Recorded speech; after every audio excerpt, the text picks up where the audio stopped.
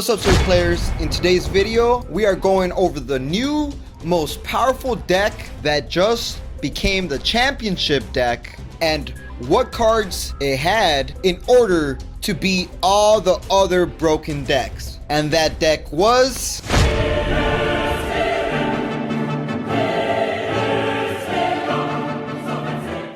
Janemba. Yet again, Janemba is a very powerful leader that has consistently beat a lot of decks. So Janemba, he is a leader that pretty much wins by making your opponent not have any more cards in their deck. So we got the first place winning deck destruction by Janemba. Every time he attacks, your opponent has to drop 2 cards from their deck. And Awakened, he does the same thing. Every time he attacks, your opponent has to drop 2 cards from their deck, and you get to draw a card every time. Plus, Awakened, he has an ability to stop 1 detrimental attack by just dropping 1 card from your hand that happens to be blue. And that's the leader. Simple, but deadly. So the first card he ran was Furthering Destruction Champa. He only ran 1 in the deck. This card is good because it grants double strike to any attacking card, meaning it could steal you a game if your opponent has only 2 lives. The next card in the champion's deck profile happened to be a card he only ran 3 of, and it is Beerus, the dual color card. This card is good because it counts as blue energy and yellow energy to make some handy plays with both blue cards and yellow cards. Now moving on to the next card.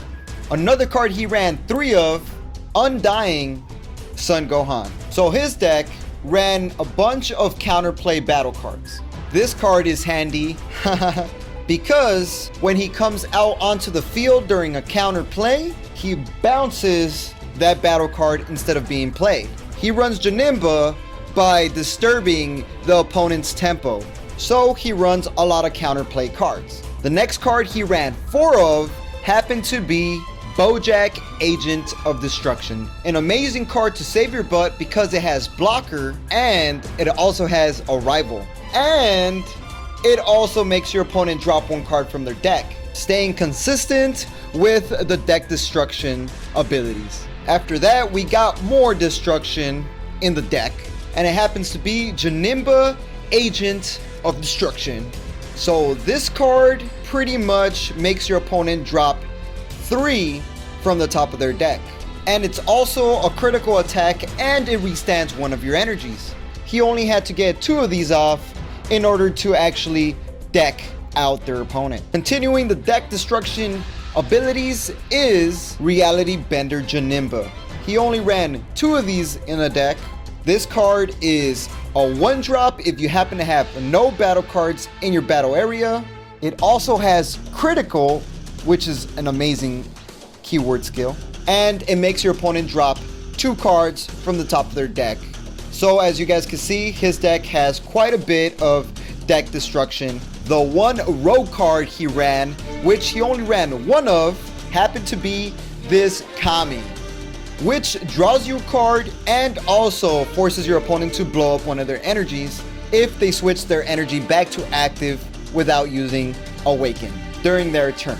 He ran 1 Godstrike Beerus, which when you combo, destroys a keyword skill, allowing you to remove triple strike or heavy keyword skills of that nature. Continuing the tempo killing abilities, we got Vegeta the Cruel, which he ran 4 of in a deck, and is a counterplay card that KOs and forces your opponent to discard by warping 1 from their hand. Talking about counterplay tempo killing abilities, that's one of the best ones in my opinion. Now for the combo power that Janemba is always known for. He ran 4 of the Infernal cells, which give you a 10k boost plus a draw when you combo, allowing you to stay alive long enough to mill them out. Now for the negates that also have deck destruction. He ran 4 of the Bojack Pirates. Pretty much, you negate an attack and your opponent has to drop 1 from their deck. Now, destroying the tempo more, we have Champa the Trickster, another counterplay card that puts the card your opponent is playing in rest mode and also draws you a card. Plus, it also ignores barrier. Talking about tempo killing, this guy runs a lot of counterplay cards. Now for the overround. He ran 2 of the Bardocks that draw you 2, and then you gotta discard 1. Very useful for drawing the pieces you need and some consistent pressure. And then obviously the staples you need to have.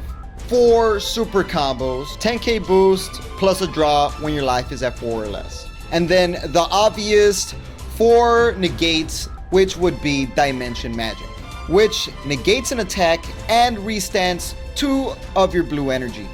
Then something you can never go wrong with, he ran 4 Senzu Beans. Very useful for defense and offense because it gives you a 5k boost for the turn and restands your energy.